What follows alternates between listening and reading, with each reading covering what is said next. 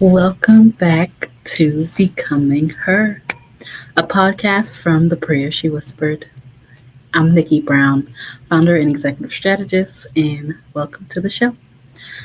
This series is about growth, personal, professional, and organizational, and what it really takes to evolve when life does not go according to plan. Today's episode is about permission. Permission to pivot, permission to forgive, permission to move forward without dragging old hurt, old people, or old business into new seasons. So, a little story. Growing up, I always saw myself as an artist, a poet, a writer, a storyteller, and a little bit of a singer. And so that's how I identified. And I'm kind of trying to get back into that sense of art as identity. And this podcast is one of those ways that I am putting my voice back out there. And so as a child, that's how I imagined my future. After elementary school, I applied to Charleston County's School of the Arts, and I didn't get in. That was my first real experience being rejected by an institution. And Lord knows, at that time, I thought it was the end of the world. But being at my big age that I am now, it was not the only time that I had to experience rejection in life. Um, and so at that time, both at the time, one of my first cousins and I had applied and had interviews and all that stuff at the same time, and she too did not get into the school.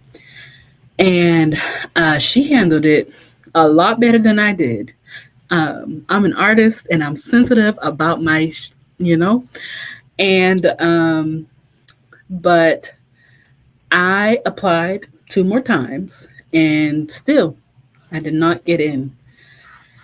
Later, when I finished undergrad, I applied to graduate school because I was convinced that I was going to be the next Brene Brown. I wanted to study gender, women, and sexuality studies, and anybody who knew me in college knew that I loved to talk about sex. And so I was sure that that passion and that love that I had was going to get me into school. And again, it did not. But although I'm laughing now, I did not laugh then. But here's what I want you to hear. Those rejections did not deter me from my purpose. They forced me to pivot. They pushed me towards a calling that was rooted in compassion, in care, and in people. And looking back, I can see now what I could not see then. And what I see now is that I was not being rejected from my purpose. I was being repositioned for it. And that repositioning required forgiveness.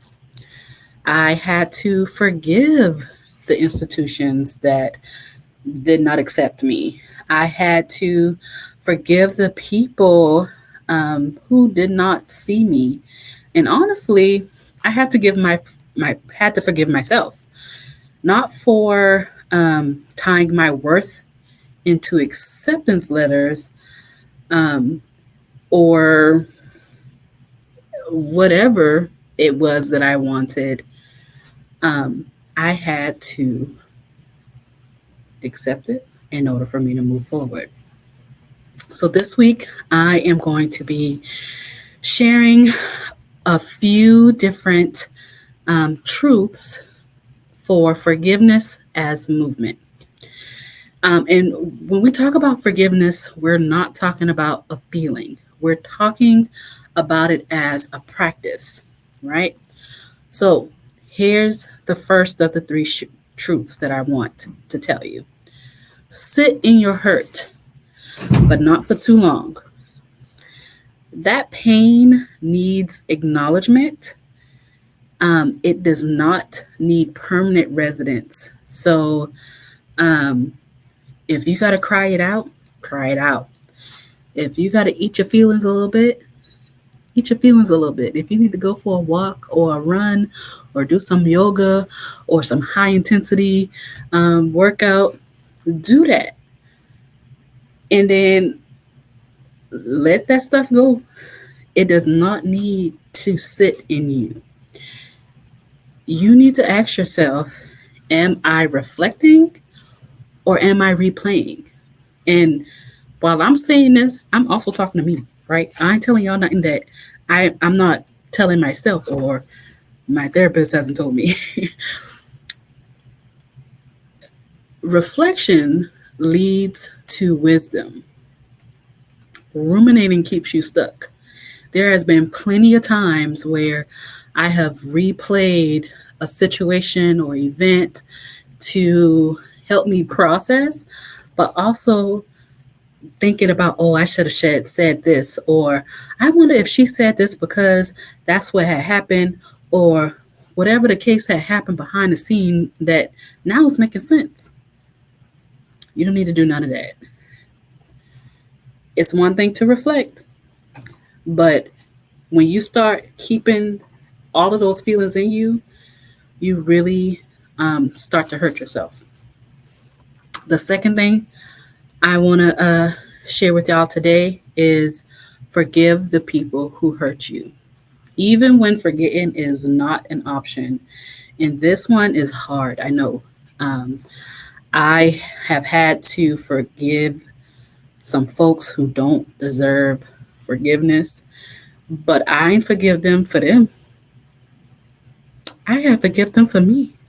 Forgiveness is not about the other person. And although we have a spiritual obligation to forgive those who have betrayed us or trespassed against us, it's not about them. Forgiveness is a personal thing, right? And sometimes you don't need to forget what happened. We always forgive and forget. Mm-mm. You might need to remember, because that's how you learn. That's really where that wisdom comes from. Forgiveness is not about pretending that it didn't happen. It's about intentionally deciding it will not control what happens next. So don't forgive that person because they deserve forgiveness. Forgive because you deserve the freedom. Forgiveness is freedom.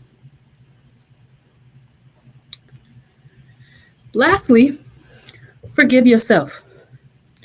Forgive yourself for staying in that relationship for too long.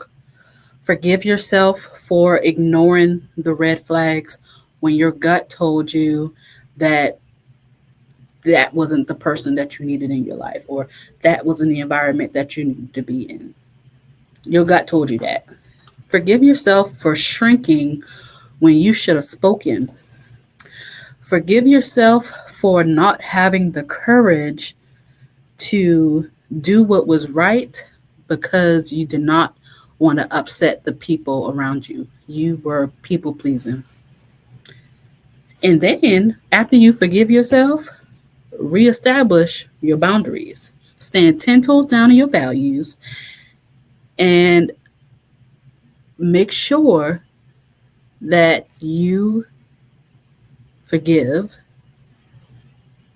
with boundaries so that you won't portray yourself.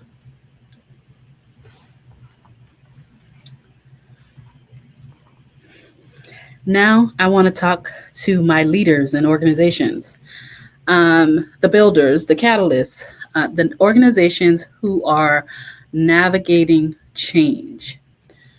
Forgiveness and pivoting are not just personal, they are operational. And I want to share just a simple tool for y'all to consider called the pivot triangle. So, the pivot triangle first requires you to acknowledge the rupture, name what didn't work, and name it honestly.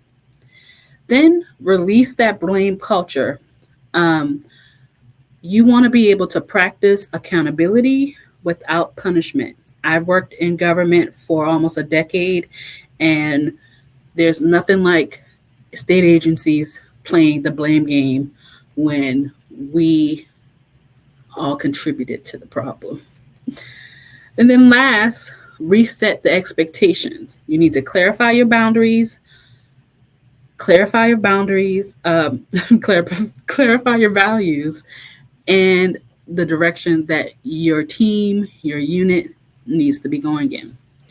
Organizations that refuse to forgive past failures often repeat them. Healthy cultures pivot with honesty, humility, and clarity. So, I am going to leave y'all this week with one thing to do, and that is to identify one place in your life where you've been holding on to hurt instead of releasing it. Ask yourself, what would forgiveness look like for me here? If this episode resonated with you, please share it with someone who is also navigating a pivot. Ask them to follow the show. You don't want to miss what's next in this becoming journey. May you have the courage to forgive without forgetting. May you release what is no longer serving your becoming. May you trust that every pivot is guiding you closer to who you are meant to be. Until next time, grow gently. See y'all later.